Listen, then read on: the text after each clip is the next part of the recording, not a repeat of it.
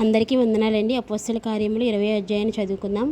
ఆ అల్లరి అడిగిన తరువాత పౌలు శిష్యులను తన యొద్దకు పిలువనంపించి హెచ్చరించిన మీదట వారి యొద్ద సెలవు పుచ్చుకొని మాసిదోనికి వెళ్ళుటకు బయలుదేరెను. ఆ ప్రదేశంలో సంచరించి పెక్కు మాటలతో వారిని హెచ్చరించి గ్రీసునకు వచ్చెను. అతడు అక్కడ 3 నెలలు గడిపి ఓడెక్కి సిరియాకు వెళ్ళవలని ఉండగా అతని విషయమై యూదులు కుట్ర చేయుచున్నందున మాసిదోనియా మీదుగా తిరిగి రావాలని నిశ్చయించుకొనెను. మరియు పుర్రు కుమారుడును బెరయా పట్టణస్థుడైన సోప్రతును తెస్సలోనికయలో అర్తిస్కరును సెకుందును దెర్బే పట్టణస్థుడైన గాయిను తిమోతియును ఆసియా దేశస్థుడైన తుకికు త్రోపియును అతనితో కూడా వచ్చిరి. వీరు ముందుగా వెళ్ళి త్రోయలో మా కొరకు కనిపెట్టుకుని ఉండిరి. పులిని రొట్టెల దినములైన తరువాత మేము ఓడ ఎక్కి ఫిలిప్పి విడిచి 5 దినములలో త్రోయకు వచ్చి అచ్చట వారి యొద్ద 7 దినములు గడిపితిమి. ఆదివారమున మేము రొట్టె విరుచుటకు కూడినప్పుడు పౌలు మరునాడు వెళ్ళనయుండి వారితో ప్రసంగించుచు అర్ధరాత్రి వరకు విస్తరించి మాట్లాడుచుండెను. మేము కూడి ఉన్న మేడగదిలో అనేక దీపములుండెను. అప్పుడు ఐతుకు యవనస్తుడు కిటికీలో కూర్చుండి గాఢ నిద్రపోయి పౌలు చాలాసేపు ప్రసంగించుండగా నిద్రాభారం వలన జోగి 3వ అంతస్తు నుండి క్రిందపడి చనిపోయి ఎత్తబడెను. 3వ అంతస్తు నుండి క్రిందపడి చనిపోయిన వాడై ఎత్తబడెను. అంతటా పౌలు క్రిందికి వెళ్ళి అతని మీద పడి కౌగులించుకుని, మీరు తొందరపడకుడి, అతని ప్రాణం అతనిలో ఉన్నదని వారితో చెప్పెను.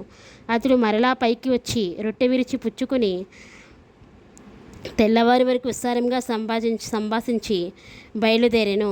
వారు బ్రతికిన చిన్నవారిని తీసుకుని వచ్చినప్పుడు వారికి విశేషమైన ఆదరణ కలిగెను.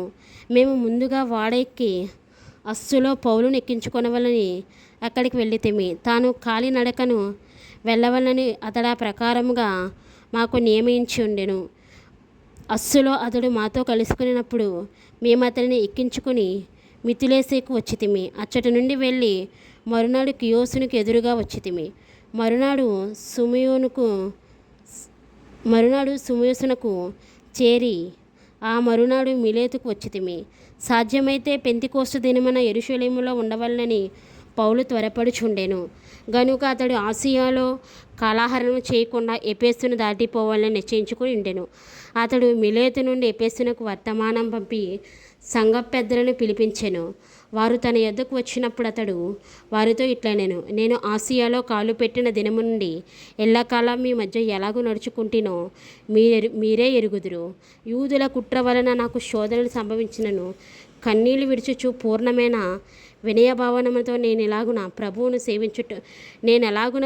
సేవించుచుంటునో మీకే తెలియను. మరియు ప్రయోజనకరమైనది ఏది దాచుకొనక బహిరంగంగాను ఇంటింటనో మీకు తెలియచేయచు బోధించుచు దేవుని ఎదుట మారు మనసు పొంది మన ప్రభువైన యేసుక్రీస్తునందు విశ్వాసం ఉంచవలనని యూదులకును గ్రీసు దేశస్థులకును ఎలాగో సాక్ష్యం ఇచ్చుచుంటినో ఇదంతయు మీకు తెలియను. ఇదిగో నేను ఇప్పుడు ఆత్మయందు బంధింపబడిన వాడనే యెరూషలేమునకు వెళ్ళుచున్నాను. అక్కడ నాకు ఏమేమి సంభవించునో తెలియదు, కానీ బంధకములను శ్రమలను నా కొరకు కాచుకొని ఉన్నవని పరిశుద్ధాత్మ ప్రతి పట్టణములోనూ నాకు సాక్ష్యం ఇచ్చుచున్నాడని తెలియను. అయితే దేవుని కృపా సువార్తను గూర్చి సాక్ష్యం ఇచ్చుటయందు నా పరుగును నేను ప్రభువైన యేసు వలన పొందిన పరిచయను తుదముట్టింపవలననే నా ప్రాణమును నాకు ఎంత మాత్రమును ప్రియమైన దానిగా ఎంచుకొనటలేదు. ఇదిగో దేవుని రాజ్యముని గురించి ప్రకటించుచు నేను మీ మధ్యను సంచరించుచుంటిని. మీలో ఎవరినూ ఇక మీదట నా ముఖమును చూడరని నాకు ఇప్పుడు తెలియను. కాబట్టి మీలో ఎవరి నాశనము విషయమైనను నేను దోషిని కానని నేడు మిమ్మల్ని సాక్ష్యం పెట్టుచున్నాను. దేవుని సంకల్పం అంతయు మీకు తెలుపకుండా నేనేమీ దాచుకొనలేదు. దేవుడు తన స్వరక్తం మీద సంపాదించిన తన సంఘమును కాయుటకు పరిశుద్ధాత్మ మిమ్మును దేని యందు అధ్యక్షులుగా ఉంచాను. ఆ యావత్తు మందను గూర్చియు మీ మట్టుకు మిమ్మల్ని గురించి జాగ్రత్తగా ఉండి, నేను వెళ్ళిపోయిన తర్వాత క్రూరమైన తోడేలు మీలో ప్రవేశించునని నాకు తెలియను. వారు మందను కనికరింపరు, మరియు శిష్యులను తమ వెంట ఈడ్చుకొని పోవాలని వంకర మాటలు పలుకు మనుషులు మీలోనే బయలుదేరుదురు. కావున నేను 3 సంవత్సరములు రాత్రింబగళ్ళు కన్నీళ్లు విడిచుచు ప్రతి మనుషునికి మానక బుద్ధి చెప్పితినని మీరు జ్ఞాపకము చేసుకుని మెలకుగా ఉండిడి. ఇప్పుడు దేవునికే ఆయన కృపావాక్యముని కొని మిమ్మల్ని అప్పగించుచున్నాను. ఆయన మీకు క్షేమాభివృద్ధి కలుగ చేయుటకును పరిశుద్ధపరచబడిన వారిలా స్వాస్థ్యం అనుగ్రహించుటకును శక్తిమంతుడు. ఎవని వెండినైనను బంగారంనైనను వస్త్రములనైనను నేను ఆశింపలేదు. నా అవసరముల నిమిత్తమును నాతో ఉన్నవారి నిమిత్తమును ఈ నా చేతులు కష్టపడినవని మీకే తెలియను. మీరును ఇలాగ ప్రయాసపడి బలహీనలను సంరక్షింపవలననియు పుచ్చుకొనుట కంటే ఇచ్చుట ధన్యము అని ప్రభువైన యేసు చెప్పిన మాటలు జ్ఞాపకం చేసుకొనవలనని అన్ని విషయములలో మీకు మాదిరి చూపిస్తుందని చెప్పాను. అతడు ఇలాగ చెప్పి మోకాళ్ళుని వారందరితో ప్రార్థన చేశాను. అప్పుడు వారందరూ చాలా ఏడ్చిరి.